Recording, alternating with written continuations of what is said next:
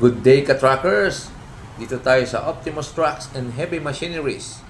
For today's video, papanoorin natin kung paano ang actual delivery ng Shackman H3000S 6x4 dump truck U-Type series. Napakaganda at angas nitong Shackman na to, mga ka-truckers. So ano pang hinahantay natin? Let's go!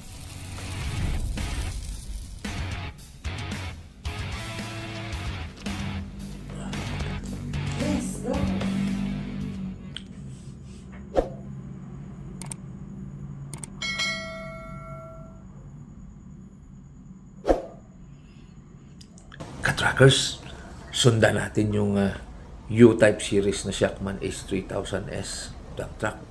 Ayan mga ka-truckers, kita nyo naman, oh. We are at the bypass road of Tacloban City going to Palo. Ikita nyo, ganda ng view mga ka-truckers, oh. Ayan, kita mo, napakaganda ng kalsada dito sa bypass road ng Tacloban City.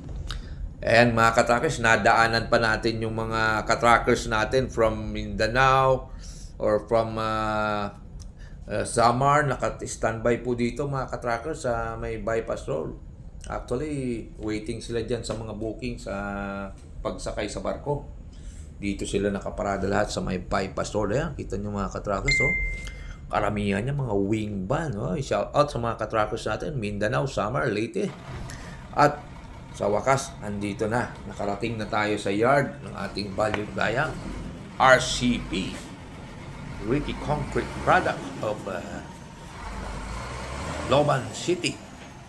Ayan mga ka-truckers, kita nyo na, pumasok na yung ating Shackman H3000S wheeler dump truck. Kita nyo naman yung yard ng ating valued client. Solid yan, mga aggregates supply mga ka-truckers. So, ayan, kita nyo naman yung mga ikakarga sa ating astig at maangas na Shackman H3000S. Ayan mga ka-truckers, mamaya-maya lang testingin natin yung pag-dump ng dump box. At saka syempre, bago natin yan ito-turn over sa kanila, syempre, i-demo yan ng ating technician driver. So, ayan, pinosisyon na. Kita nyo naman, ayan, dumping na yan. Testingin na kanyang dump box, yung pag-angat. Tsaka itong Shackman H3000S U-Type series na to mga ka-truckers, bago yung kanyang dump hoist, naka front lifting siya mga ka-truckers. Ayan, no? Maganda. Bagong uso na dump hoist. So ayan mga ka-truckers, mamaya interviewin natin yung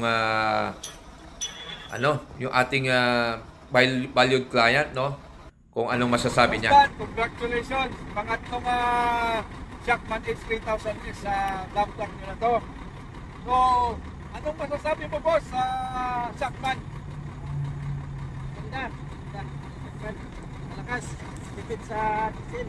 Yes. Malakas, matipid sa diesel. Gamitin naman. Ganda gamitin. Ayan mga ka-truckers.